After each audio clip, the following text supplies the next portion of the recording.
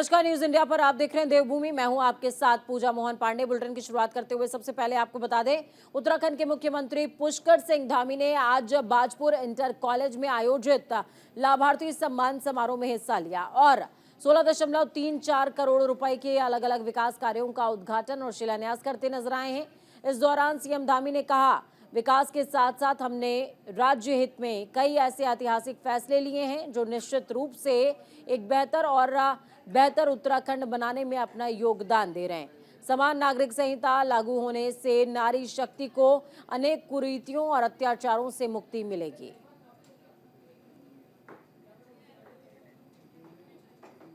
तो वहीं उत्तराखंड के मुख्यमंत्री पुष्कर सिंह धामी ने उत्तराखंड के किसानों की नहर सिंचित भूमि पर आपसी को बंद करने की मंजूरी दे दी है। इसके साथ ही सीएम धामी ने आंगनबाड़ी कार्यकर्ता, सेविका कर्मचारी संघ, मिनी कर्मचारी संगठन, आशा स्वास्थ्य कर्मचारी संघ, उत्तराखंड भोजन माता की प्रमुख मांगों पर विचार करने के लिए अपर मुख्य सचिव की अध्यक्षता में एक समिति गठित करने पर सहमति दी है।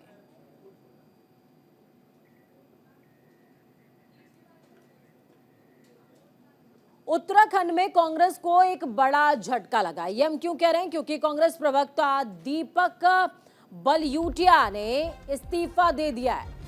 राजनीतिक गलियारों में हलचल मच गई है। नैनीताल उधम सिंह नगर सीट से दावेदारी उन्होंने पेश करी थी। उत्तराखंड में लोकसभा चुनाव 2024 के आने पहले कांग्रेस को एक बार फिर से बड़ा झटका लगा है। कांग्रेस प्रदेश प्रवक्ता दीपक ने इस्तीफा दे दिया है। सूत्रों की माने तो कांग्रेस प्रदेश प्रवक्ता दीपक लोकसभा चुनाव में नैनीताल उधम सिंह नगर सीट से टिकट न मिलने से काफी ज्यादा खफा थे।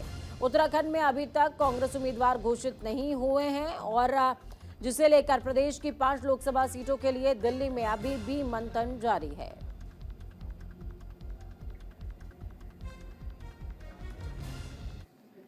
केंद्रीय मंत्री नितिन गडकरी ने उत्तराखंड के उधम सिंह नगर और नैनीताल जिलों में राष्ट्रीय राजमार्ग 121 के काशीपुर से रामनगर खंड की मरम्मत और 4 लेन के लिए 494.45 करोड़ रुपए की मंजूरी दी है।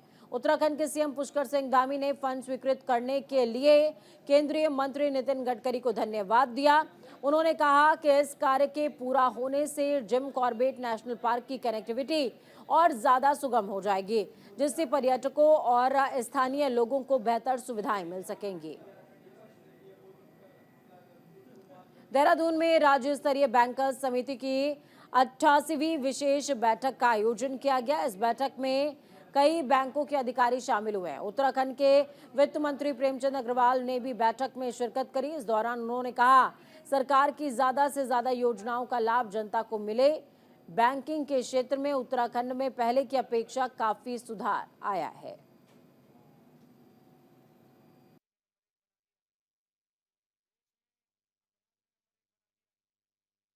राज्य स्तरीय बैंकर समिति की जो ये 88वीं विशेष बैठक हुई, ये साल भर में एक बार होती है।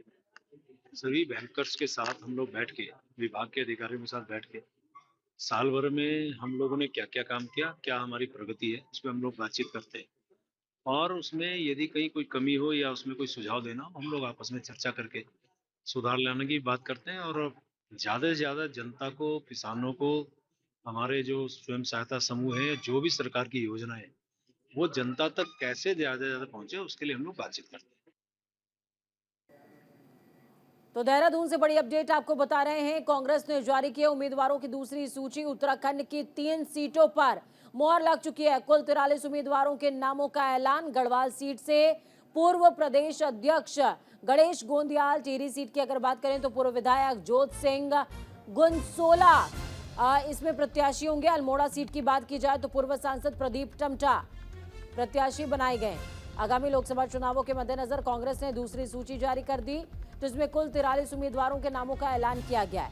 जारी की गई लिस्ट के हिसाब से गढ़वाल संसदीय सीट से पूर्व प्रदेश अध्यक्ष गणेश गोंदियाल, टिहरी सीट से पूर्व विधायक जोत सिंह गुनसोला और अल्मोड़ा सीट की अगर बात की जाए तो पूर्व सांसद प्रदीप टमटा को प्रत्याशी बनाया गया है।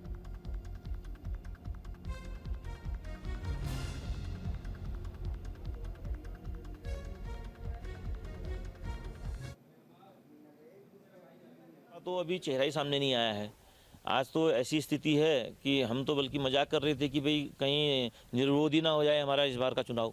तो यहाँ तो कोई चुनाव लड़ने से डर रहे हैं विपक्ष की बैठकें और हमारी बैठकों में ज़मीन में आसमान का फर्क है। हम धरातल में बैठ के बैठक करते हैं और वो हवाई बैठक करते हैं। आज उनका कैंडिडेट ही घोषित नहीं हुआ तो बैठक कहाँ से करेंगे। हमारी तो योजनाएं पहुँच भी गई हैं, हमारा तो घर घर तक संपर्क हो भी गया है। हमारे दो दौर के संपर्क हो चुके हैं, उनका तो अभी कैंडिडेट घोषित नहीं हुआ है। लोकसभा चुनावों को लेकर सभी दलों में सरगर्मियां तेज हो गई हैं, तो वहीं लोकसभा चुनाव की तैयारियों को लेकर विधायक सरिता आर्या ने नैनीताल में विधानसभा कार्यालय का उद्घाटन करते हुए चुनावी बिगुल फूंक दिया है। चुनाव में बीजेपी की जीत को धार देने और कार्यकर्ताओं में जोश भरने के लिए विधानसभा प्रभारी प्रदीप जनोटी नैनीताल पहुंचे और राज्य अतिथि गृह में बीजेपी मंडल पदाधिकारियों के साथ बैठक करी है और उन्होंने कांग्रेस पर निशाना साधते हुए लोकसभा चुनावों को लेकर पार्टी पूरी तरह तैयार है, जिसे लेकर बीजेपी ने प्रत्याशियों के नामों की लिस्ट भी जारी कर दी है। लेकिन कांग्रेसियों ने अब भी मंथन का दौर जारी रखा है। बीजेपी धरातल पर काम करती है, जबकि विपक्षी हवाई बातें करके जनता को गुमराह करने का काम करते हैं।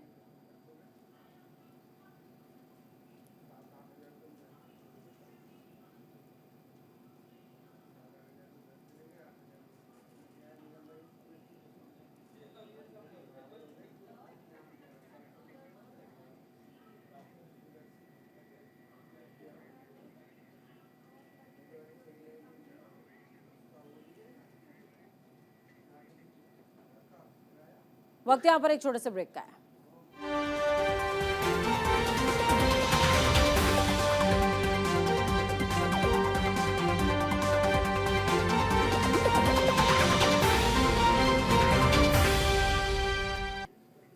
ब्रेक के बाद एक बार फिर से आप सभी का स्वागत है। नैनीताल हाईकोर्ट के बाढ़ सभागार में आज अंतर्राष्ट्रीय महिला दिवस मनाया गया।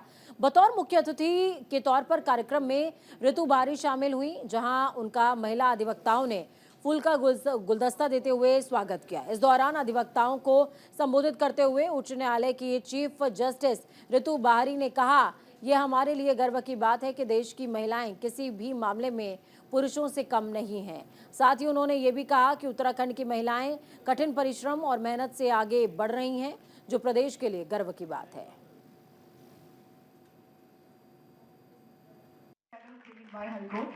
But very progressive women they are and hardworking and they want to rise in life. So अगर उस level पे भी progressive women हैं, they are very good, smart ladies also. So Uttarakhand is a very progressive state, I must confess. And women lawyers, of course, I see them in court every day. So Uttarakhand बहुत आगे है, उत्तराखंड पीछे नहीं है। बड़े गर्व की बात है कि हमारी उत्तराखंड हाईकोर्ट की जो मुख्य न्यायाधीश हैं वो एक महिला हैं, ऋतु बारी जी हैं, और यहाँ की जो हैं हमारे डिस्ट्रिक्ट जज जो हैं वो भी महिला हैं, डिस्ट्रिक्ट मजिस्ट्रेट भी महिला हैं, हमारी उत्तराखंड की जो मुख्य सचिव हैं वो भी महिला हैं, और तो और हमारे भारत की देश की राष्ट्रपति जी भी महिला हैं। किसी ने कहा कि मुझे बहुत अच्छा लगा देवभूमि में उत्तराखंड में आके, और मैं महिलाओं का सम्मान करती हूँ और यहाँ की महिलाएं अच्छी हैं, मेहनती हैं, और महिलाओं के लिए और प्रयास करने की जरूरत। कैबिनेट मंत्री गणेश जोशी ने मसूरी स्थित गांधी चौक में MDDA की ओर से स्वीकृत 266.15 लाख की लागत की विभिन्न विकास कार्यों का शिलान्यास किया। मसूरी में आयोजित शिलान्यास कार्यक्रम के दौरान विधानसभा वासियों की ओर से कैबिनेट मंत्री गणेश जोशी का फूल मालाओं से स्वागत किया गया। कैबिनेट मंत्री गणेश जोशी ने संबंधित कार्यदायी संस्था के अधिकारियों को योजना को समय पर पूरा करने और निर्माण कार्यों के दौरान इस्तेमाल सामग्री की गुणवत्ता का विशेष ध्यान रखने के दिशा निर्देश भी जारी किए हैं। जनता का जो ऋण मेरे ऊपर है उसके ब्याज के रूप में कुछ विकास कार्यों का शिलान्यास लोकार्पण हमने अभी किया है। 2 दिन पूर्व करीब 59 करोड़ के 56 करोड़ का इको पार्क और 3 करोड़ की फसाद लाइट का शिलान्यास माननीय मुख्यमंत्री जी ने किया है। कल ही बोर्ड से मैंने 52 लाख रुपया माल रोड को ठीक करने के लिए। वक्त यहाँ पर एक छोटे से ब्रेक का। ब्रेक के उस पार खबरों का सफर लगातार जारी है।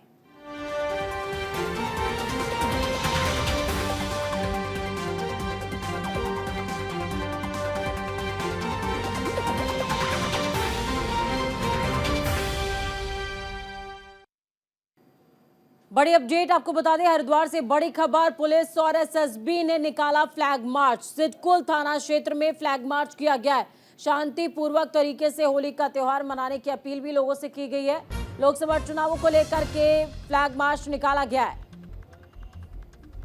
लोकसभा चुनाव और होली के त्योहार को देखते हुए पुलिस और पैरामिलिट्री फोर्सेस के जवानों ने फ्लैग मार्च निकाला है और लोगों से शांतिपूर्ण तरीके से होली का त्योहार मनाने की अपील की है।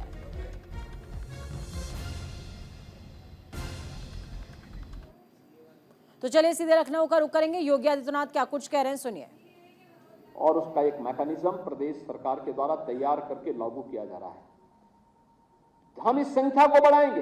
पहले चरण में 5 लाख, फिर वह चुकता हो जाएगा 7.5 लाख करेंगे, फिर वह चुकता हो जाएगा उसको 10 लाख तक पहुंचाएंगे, जिससे प्रदेश में इस सेक्टर की अनंत संभावनाओं को आगे बढ़ा करके देश के मैन्युफैक्चरिंग के सबसे बड़े हब के रूप में उत्तर प्रदेश को स्थापित कर सके। प्राइवेट इंडस्ट्रियल पार्क इसका उदाहरण है। पहले निवेश होता था कहां? एनसीआर में। हर एक व्यक्ति आता था, नोएडा, ग्रेटर नोएडा, गाजियाबाद, बहुत हो गया मेरठ, हापुड़, उससे बाहर कोई आना नहीं चाहता था। आज उन्नाव में निवेश करने के लिए आ रहे हैं, हरदोई में, सीतापुर में, बाराबंकी में, ग्रामीण क्षेत्र में, और अभी हमारा जो ग्राउंड ब्रेकिंग हुआ है सभी 75 जनपदों में कुछ ना कुछ निवेश जरूर हुआ है। 75 के 75 जनपदों में। ये चीजें दिखाती हैं कि हमारे पास संभावनाएं थी। उन संभावनाओं को जमीनी धरातल पर उतारने के लिए जो प्रयास होने चाहिए थे उसका अभाव था। आज वह सही दिशा में आगे बढ़ा है। हम लोगों ने इस दिशा में कार्य प्रारंभ किया है और ये कार्य इस बात को देखते हैं, दिखाते हैं। उसका एक लघु चित्र हमारे सामने देखने को मिला था जब इंटरनेशनल ट्रेड शो हम लोगों ने ग्रेटर नोएडा में आयोजित किया था। इस वर्ष भी होगा। फिर सितंबर 2024 में भी एक इंटरनेशनल ट्रेड शो का